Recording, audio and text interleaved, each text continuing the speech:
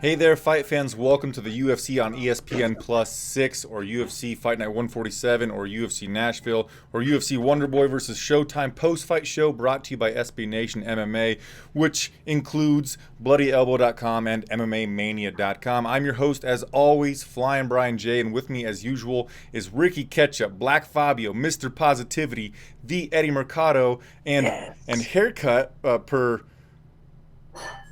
Okay, never mind. You've already fucked it up.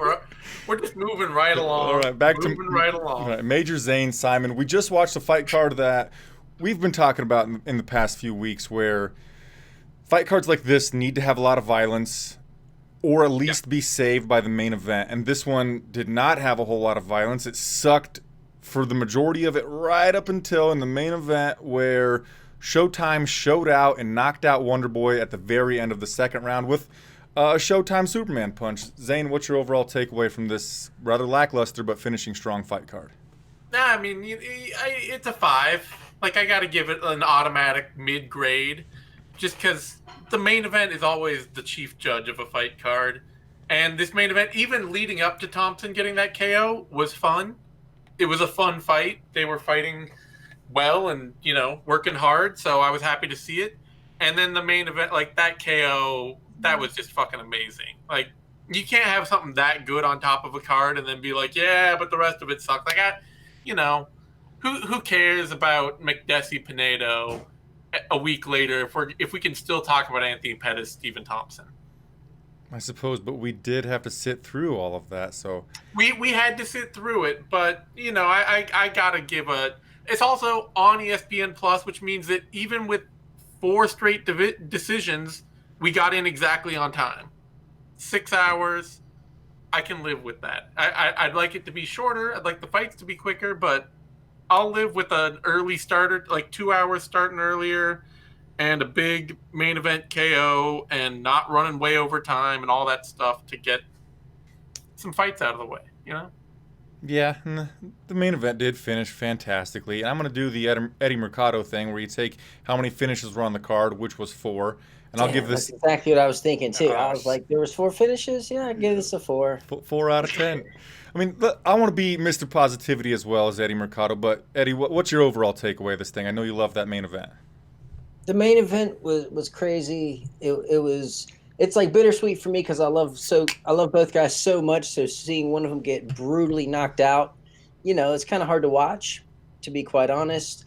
But it was shocking. I mean, absolutely shocking. And after a night of so many decisions, I was just like, man, I hope this isn't like a staring contest. Yeah. Like, I hope this doesn't, I hope Pettis doesn't get shied away early. But Pettis kept moving forward. And, he was sticking to the game plan of only throwing kicks. And then he finally decided to throw a punch to the face, and it fucking did its job. And damn, I'm like, man, why isn't he punching? Wonderboy is doing all the punching, and he's landing, and he's piecing up Pettis. Pettis is just walking forward, Terminator style, getting pieced up. This isn't looking good. This is going to get ugly. This is 5 rounds. Oh, shit. This is going to get real ugly. Pettis' body's failing him already. It's not going to work out. Yep.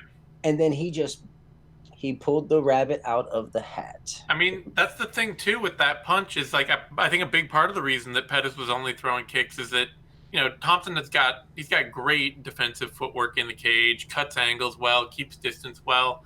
So for most of that fight, like, Pettis tried to swing and throw a few punches at different times, but he could never find the range. He could never find punching range, and it took literally leaping through distance, throwing a leaping hook to make up that range that he wasn't able to get. And it was a big chance. Like, it was a chancy move, and he timed it well because he did it right at the end of a round where he couldn't pay for it. Like, that's smart, Yeah, real smart. And it was when his back was to the fence, so it eliminated anywhere else for him to go. He went wounded tiger, and it worked.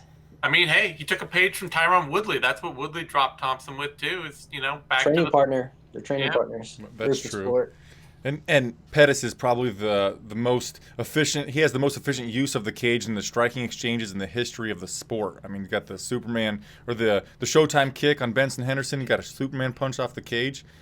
That is beyond just he's a former champion. He's always exciting in fights. That's a weird little feather to have in his cap. He's the most effective, uses the cage most effectively in a striking game.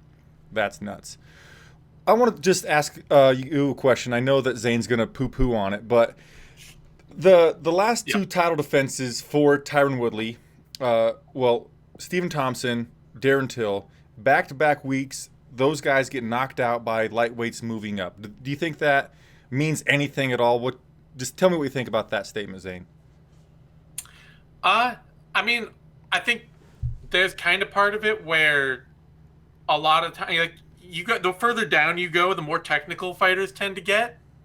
So I think that even works a little bit for welterweight to lightweight.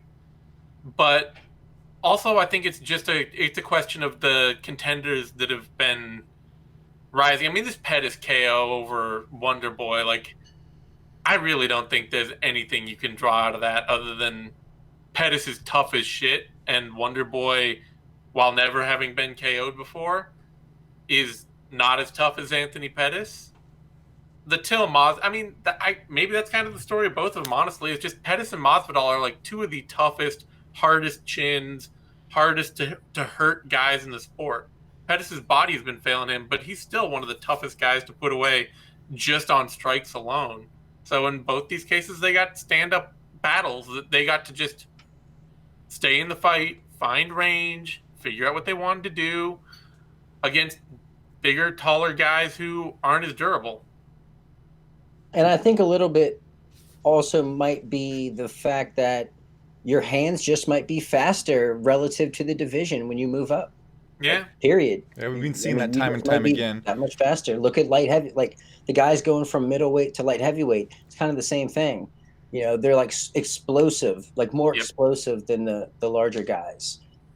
And we've seen it at middleweight to welter. I mean, to welterweight to middleweight too. You get, your champions, Robert Whittaker. Stephen Thompson knocked him out. There's definitely a part of it that I think is really just, if you are incredibly tough and you are an elite competitive fighter, this is the biggest thing I would say, and this would be the point I'd really want to drive home, is if you're really a top elite competitive fighter with good skill, the ability, some knockout power, technical, reasonably well-rounded, and you are tough as shit, 10 pounds is just not that much weight. 10, 15 pounds, like, I know there's a reason divisions exist, and we want people need them, and it's smart. We shouldn't get rid of divisions, but we used to have a lot less focus on that kind of weight difference in MMA years and years ago, and you'd get smaller fighters knocking out bigger fighters, and bigger fighters just laying on smaller fighters, and all that kind of stuff. But 10, 15 pounds, it's not the biggest deal in the world. Yeah, I just want to say, so the smaller guy has been successful in a lot of the fights where we've had small guy versus big guy. Cormier versus Miocic, Thiago Santos and Anthony Smith moving up, of course, Kelvin and Whittaker moving up from 170 to 185. Even at 125 pounds, when TJ Dillashaw went down, got knocked out in 32 seconds by one of the most annoying people on Twitter, Henry Cejudo. So, man, that guy's annoying on Twitter. But how do you get Stephen Peterson? Like, that's the reason weight classes exist, is you get Luis Pena, Stephen Peterson, you get a dude who's 6'3" and should probably be fighting at 170 maybe, against a guy who spent his whole career before the UFC fighting at 135 before putting on a little weight and going to 145, and suddenly you have just a giant in there with a tiny guy. Yeah, the trend is to move up right now. You don't really hear about a lot of guys moving down. I mean, and when you do, it's a little disastrous. Look at TJ Dillashaw. He moved down. What happened? Boom, got blitzed. Who knows what's going on with that? I'm sure he's got his own issues that he's trying to hash out. But it's the trend, man. Move up, get your strike on, and you could probably make some waves. So, Eddie, in the post-fight interview, Anthony Pettis said that he's got some business to attend to at 170 pounds. He'd like to fight RDA in a rematch at 170. He'd also like to go back to 155 pounds, perhaps fight the winner of Barboza versus Justin Gaethje, which is happening next weekend. Oh, my God, I'm super pumped. Dude, I think that we just need to take a moment to just applaud the sheer size of this dude's testicles. Who the fuck asked for the winner of Gaethje? Like, no. Like, I wouldn't wish that upon it, my worst enemy. Like, well, especially he's already lost to Barboza. Yeah, it's man, the balls on that dude. But no, I think seeing him at welterweight, he should ride that train out. I think the lightweight is his new featherweight. Like he shouldn't fight there anymore. Like why not? If there's more fun for him to be had at welterweight and he could actually make a run at the title, like I don't want to get carried away or anything, but why not? We see these top competitors get knocked off basically. Why couldn't he possibly make a run? So who would you like for him to fight next at welterweight? Obviously Ben Askren's out of the mix because he's Anthony Pettis' wrestling coach. Jorge Masvidal I think needs to be booked against Leon Edwards in a fight that's sanctioned inside of an octagon. It just beat Stephen Thompson, who was the number 4 or number 3 challenger. Rafael dos Anjos just got booked against Kevin Lee. It's there's not a lot for him at the top because he said he doesn't want to fight anybody below him. I mean, basically there's a title shot if he wants to look up. I mean, I don't know. I like him and Masvidal. Yeah, I don't like the honestly the Edwards Masvidal fight outside of them throwing hands outside the cage. There's not a lot to that fight that interests me inside the cage. Edwards lost that fight already, in my opinion. Yeah, right. Yeah, I agree on that. Yeah, I'm actually more into Pettis Masvidal. Like that's actually a main event. Masvidal Edwards isn't even a fight night main event. Like, and honestly, like just personally, Masvidal and Pettis is like a dream fight for me. Like that's two guys who are pure fighters who will throw down. And like that's the thing is Pettis will bring the best out of Masvidal. And like, Masvidal's already said he doesn't want to fight Edwards. Like he already just went out straight. Edwards who? Like who? Yeah, he's just like, why? I'm not fighting that dude. So. No, there's no money there. For him and Pettis, that's fun. Like that's fun. Those are like two OGs going at it. Like I'm perfectly okay with that. Yeah. Let's talk about the co-main event where Curtis Razor Blaydes got a 30-25 on one judge's scorecard over Big Titty, he said in the post-fight, Justin Willis. He then said, after he called Justin Willis Big Titty, he said he wants either My Balls Was Hot, Stipe Miocic, or Junior Dos Santos. What do you think of his performance, Zane, and who do you think that he should fight next?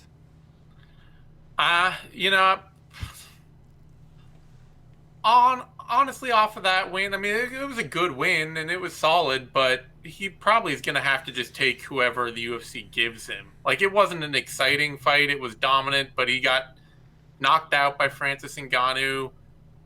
I can't imagine Stipe taking that fight. I'd be happy to watch it, but Stipe doesn't seem to be interested in anything that's not a title fight right now. He seems like he's waiting to see what DC does with Lesnar, which is too bad for him because if DC doesn't get Lesnar, he's probably taking Ngannou, and we're campaigning to get the Ngannou fight.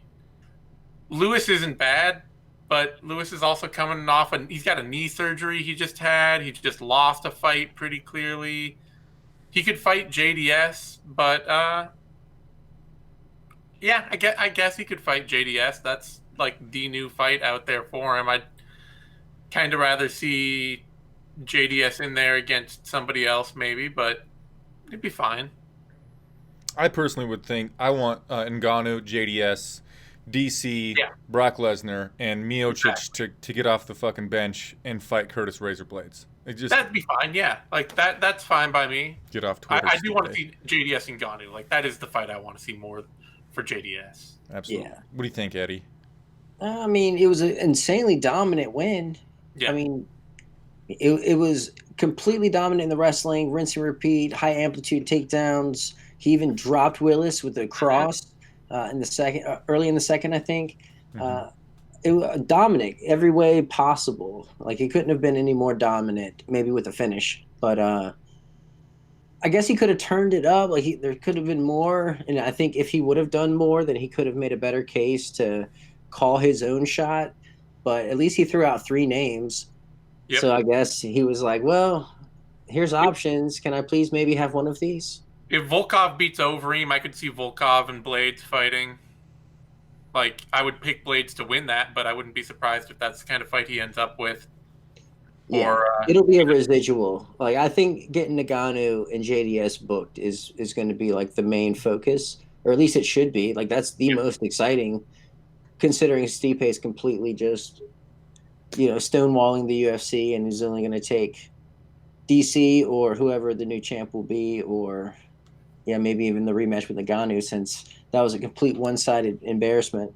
Yeah, I'd like to see Miocic take or fight Blaydes. I just don't think Miocic would. I don't see him. No, there's no reason to. Like, there's absolutely no reason to. It's not like they're going to pay him more. No, except that they might not give him a fight if he's just sitting there waiting for a title shot. They might just be happy to say, like, okay, if you're going to keep turning stuff down, we've offered you fights. We've met your contractual obligations. So if you're not taking them, we'll just sit and wait. He'd probably be content to sit and wait. Yeah, he's got another job. Yeah.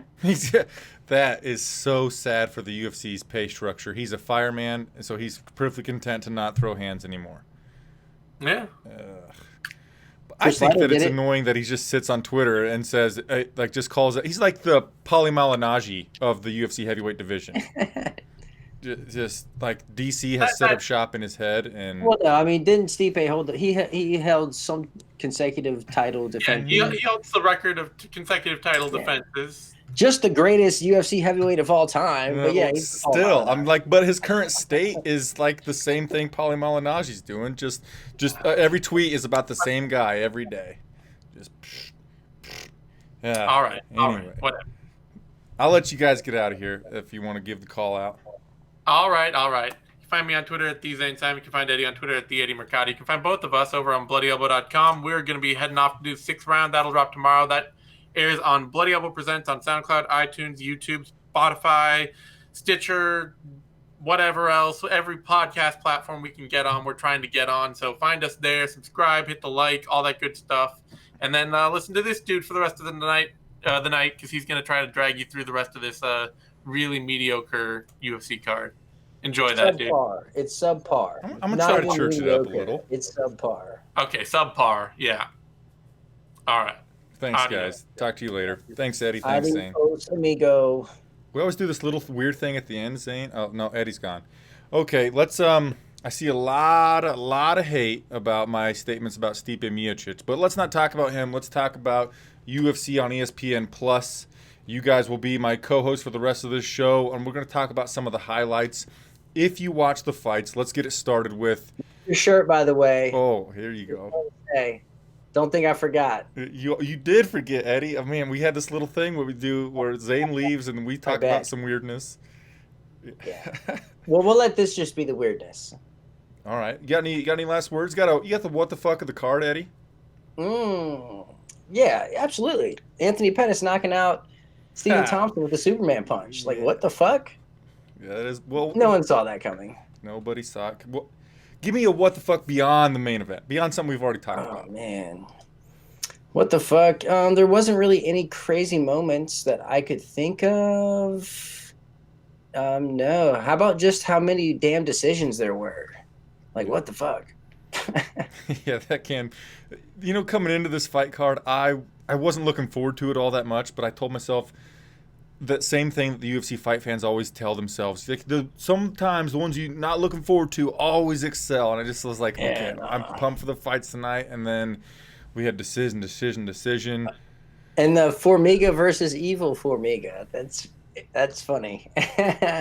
That's really funny. I tweeted a picture of Ryu and Evil Ryu, like as Evil Jussier and Jussier.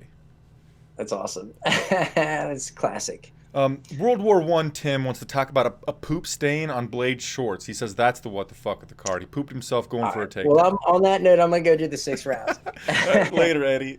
Adios. I did not see the poop stain World War I Tim. I will have to look it up. But in the meantime, let's look at our post-fight bonuses. I want you guys to give me. I don't think we're gonna have enough for the $250,000 we normally give for possible 5 post-fight bonuses or a fight of the night and then 3 post-fight bonuses. So instead, this time, let's just give out 4, a fight of the night and 2 performance bonuses. I'm going to look at Twitter to find out the real ones, and then we'll use those as a way to talk about the rest of the fights. So let's go to the Twitter machine and see what we got cooking. Let's see.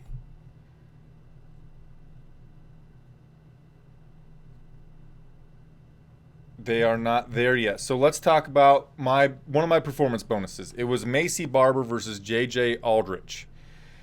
In the very first round of this fight, which was the first one on the main card on ESPN Plus, even though the prelims were on ESPN Plus, we moved to the main card on ESPN Plus. Anyway, the future Macy Barber, who is a female flyweight competitor who has a countdown on her phone to when she can no longer become the youngest champion in the history of the UFC, beating John Jones' record of a 23-year-old champion.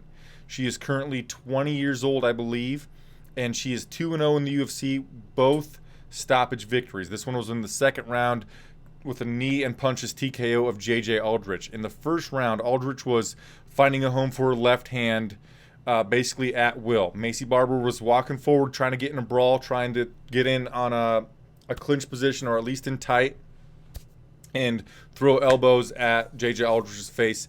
But in the first round, she was not able to do that. She wasn't throwing enough. When she went to the corner between rounds, she's told her corner, I don't feel like I'm throwing enough. I'm going to throw some more the second round. And throw more, she did. She got JJ Aldrich with, I believe, a right hand that hurt Aldrich sent her back. She was throwing a lot of elbows in tight, and there was some short shots in against the fence that finished the fight for Macy Barber, bringing her to 2-0. I think that she's definitely going to we are going to give her a post-fight bonus for that finish. In fact, because she was only one of 4 finishes on the card, she's definitely getting one. Let's move down to the next finish, which is also getting a performance bonus. Marlon Chito Vera finished Frankie Saenz at a minute 25 in the very first round.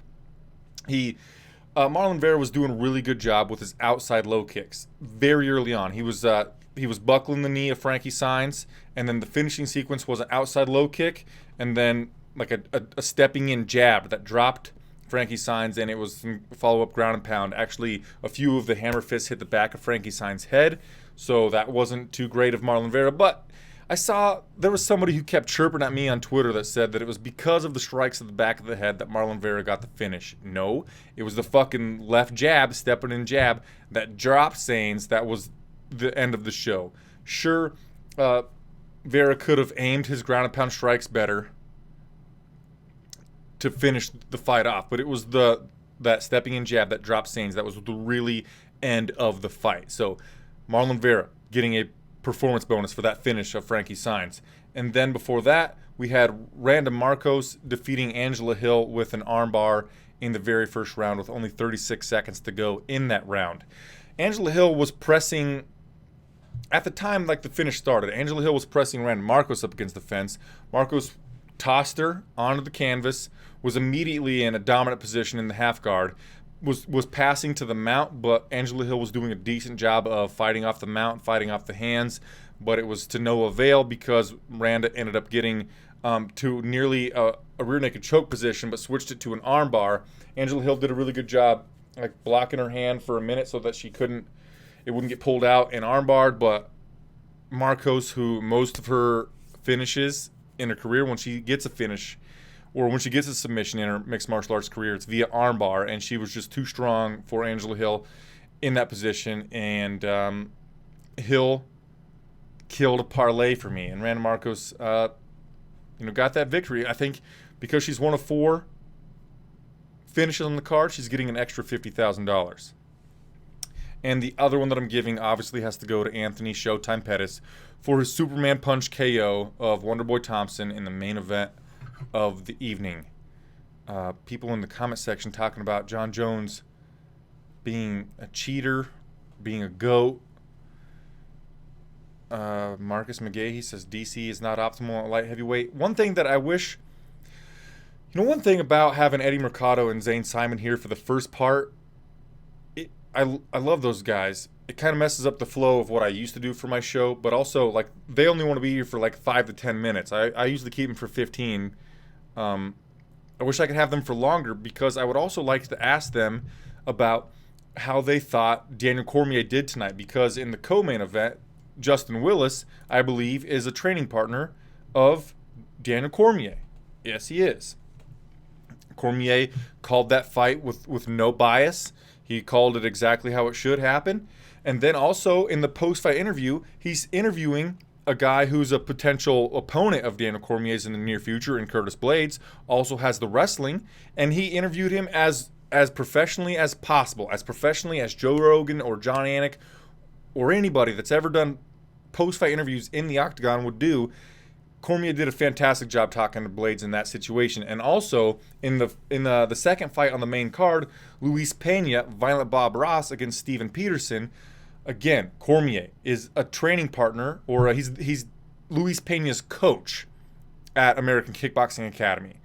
And he did a really good job of calling a straightforward, unbiased fight with Pena versus Peterson. And I was very impressed with Cormier because of that fact. When we first started watching the fight card, and I thought it was surprising that Brendan Fitzgerald and Daniel Cormier were the broadcasters. They've never been teamed up before on the broadcast. They did a really good job. Brendan Fitzgerald is fantastic. I think he does good work. But it was interesting to have them as a combination, and I wondered why we didn't have Paul Felder as Fitzgerald's partner, because Fitzgerald and Paul Felder are usually together, but Paul Felder is a training partner of Anthony Showtime Pettis. So I was like, okay, that's why we didn't have Paul Felder tonight. But then I realized that the co-main event is featuring a Cormier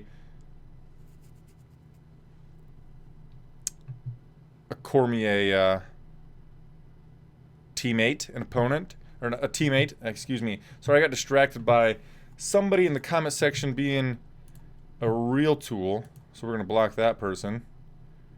Yeah, that person's blocked forever. See you later, douchebag. God, I know I'm being a little disrespectful to that person, but they shouldn't talk that way in the comment section, in my opinion. Okay, sorry. Back to the fights. And Daniel Cormier did a fantastic fucking job tonight. Somebody in the comment section asked what's next for Israel, the last style bender, Adesanya. Well, I believe it's on April 13th, 2019. He's going to be fighting Kelvin on a mission for gold Gastelum in the co-main event of the evening for the interim title belt, to see basically who will hold the belt while Whitaker is on hiatus.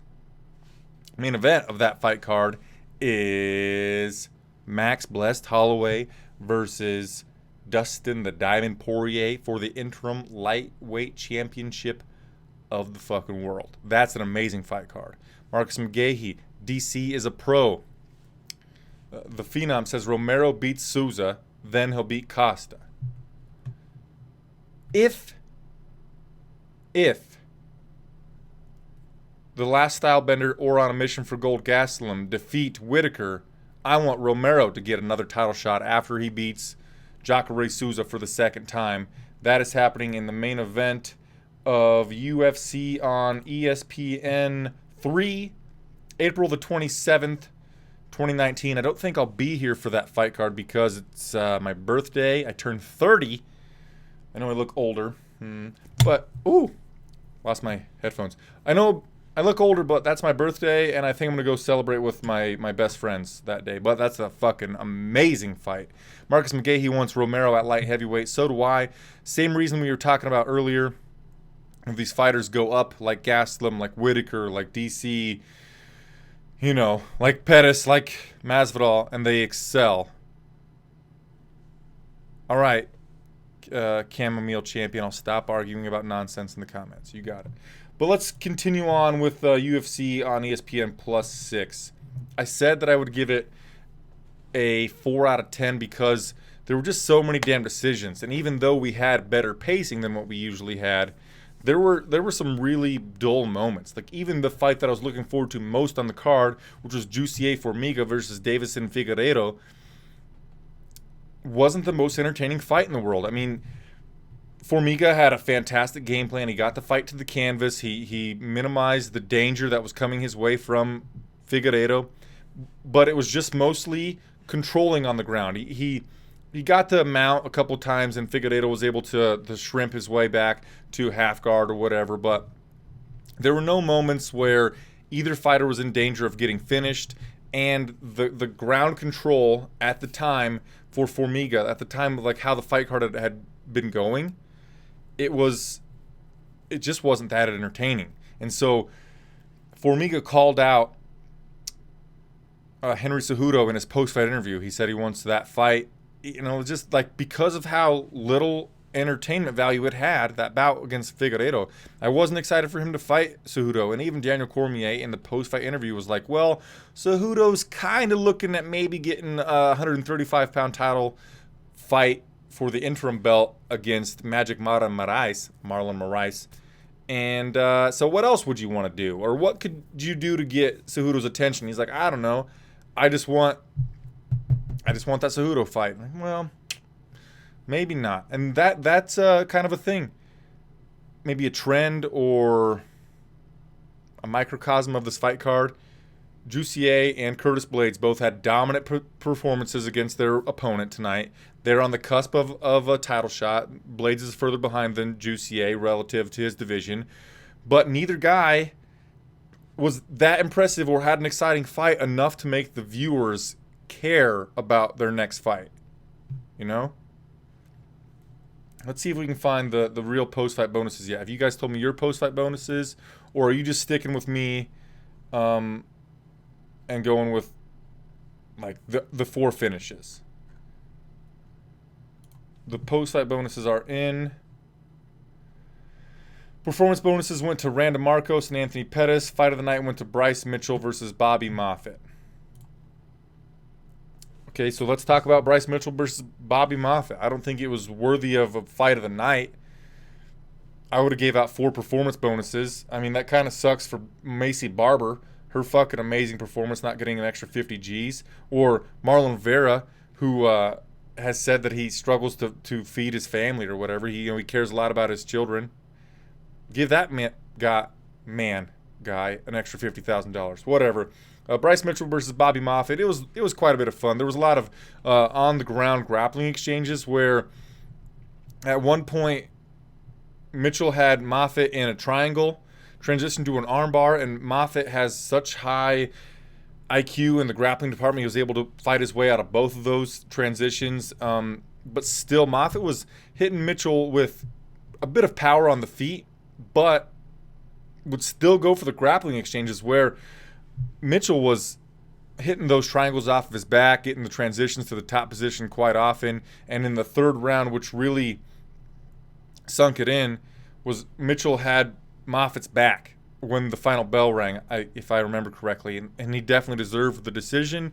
It was really fun to watch in the grappling exchanges, but overall, it did not scream to me that was an amazing fight. And maybe I'm a little bit tainted, or I'm I don't know, my vision has rose-tinted glasses because I'm jaded because of Vicente Luque versus Brian Bam Bam Barberena. I think that's still the best fight so far this year, and it's going to be really fucking hard to beat that fight. And that should be like the litmus test for all fight of the nights. And Mitchell versus Moffitt was nowhere close to that.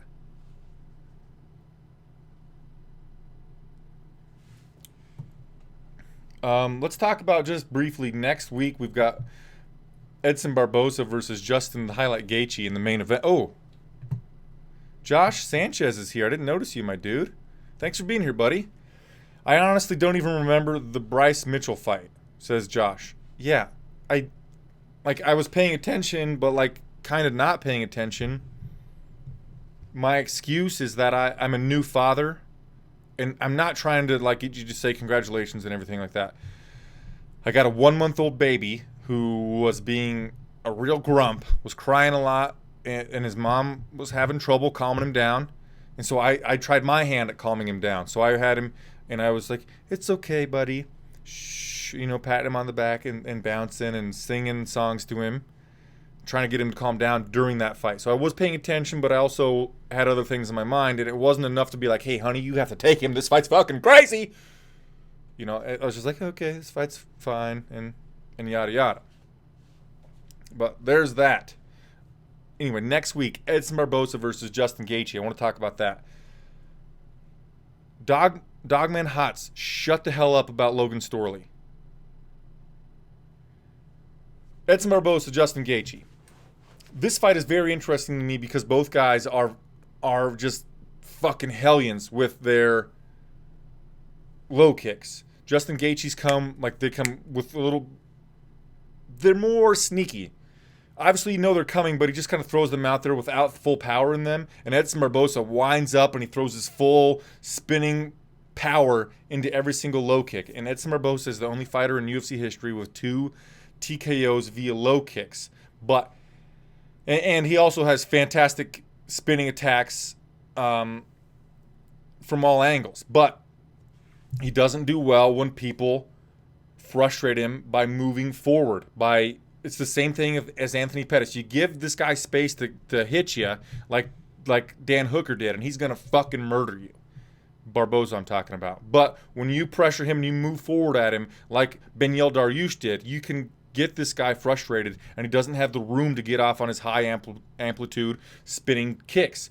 What does Justin Gaethje do? He moves forward. He always has the forward pressure. He has decent power in his hand as he used to knock out James Vick along with those low kicks. I think that that forward pressure from Gaethje might be enough to get to Barboza and maybe get a decision or touch that chin up and get a TKO stoppage. Because remember, once in a blue moon, way back in the day now it seems, Donald the Cowboy Cerrone dropped Edson Barboza with a jab. So I'm going to be picking Justin Gaethje with my head because of what I just talked about, and also with my heart because he's a hell of a nice guy. He's incredibly fun to watch. Innovate Martial Arts. Is there no post-fight press conference? I'm not sure yet. When I'm done talking, I'm going to go try to find it as well. Also on next week's card, which is UFC on ESPN 2, just on regular ESPN, big ESPN. This is the UFC's second shining moment on the world's premier sports broadcast company. Brian Benz is just in my pick. He is my pick. While I've got you here, tonight I lost 10 units, so I'm only plus 3 units on lifetime. I'm still like plus 13 units on the year. But next week, Justin Gaethje's plus 150 on Edson Barboza. I'm going to put a stab on Justin Gaethje to get that victory at underdog money. So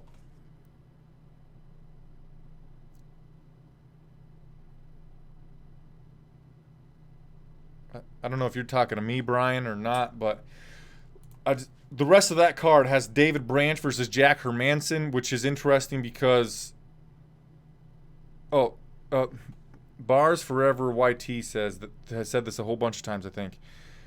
Dana just confirmed in an interview what's next for Cejudo is that both of the fighters, Marlon Moraes and Cejudo, want the fight, and that fight makes the most sense to happen. Your thoughts? Okay, so that's going down then. So Cejudo versus Moraes for the vacant bantamweight titles happening because of TJ Dillashaw testing positive for some type of PED. What's next for Jussier Formiga? I don't know. Joseph Benavidez. Because Cejudo, I think they fought already. But, okay. Anyway, next week. Josh Emmett versus Michael Johnson. Karolina Kowalkiewicz versus Michelle Watterson. Kevin Holland versus Gerald GM3 Mearshart. Ross Pearson, Desmond Green. Yada, yada. Motstaz Khalil. No, TJ Dillashaw tested positive for some performance-enhancing drugs. He has a 1-year suspension. So in his stead, we're going to have Cejudo, it seems, Bars Forever, YT says, Cejudo versus Marlon Moraes for the bantamweight title. I'm going to pick Marlon Moraes, ride or die with that dude. And there we go. Let's call the end of the show Ian Gifford. Hey, buddy. I'm going to put money on every top 10 dude going up in weight that's priced over 250 from now on. That's a good idea. Josh Sanchez. Dana also confirms Benavidez versus Formiga will be on the same card in case something goes wrong. One of them will slide in. Are you serious? I just said that without knowing it? Wow. Pat on the back to myself. I didn't see that. I swear to God. If you're making it up to make me feel good, Well, thank you, but that's amazing. Anyway, I got to get out of here. We were way over time for this shitty little fight card. Again, I'll give it a 4 out of 10. I'll see you guys next week. I'll do a top 3 fights to watch for UFC on ESPN 2. Not ESPN 2, but UFC on ESPN, the number 2 for the card. And also be right back here to see if I can upset Zane Simon about Stipe Miocic next week again. Ha! See you later, guys. Namaste.